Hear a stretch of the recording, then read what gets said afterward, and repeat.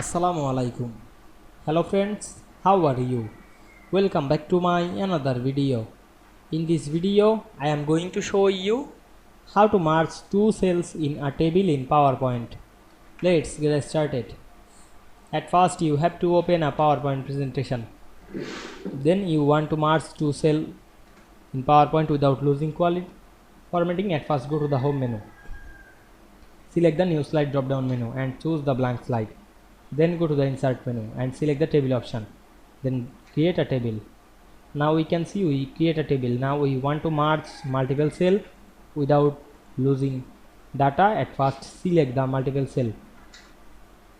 Then go to the layout menu and select the merge cell option. You can write anything. Now I am write any text. Now we can see we merge cell easily. You can merge another cells. Select again and select the merge cell option. Now we can see we merge cell PowerPoint without losing data easily. I hope you enjoyed the video. Please like, comment, share and subscribe my channel. Thanks for watching.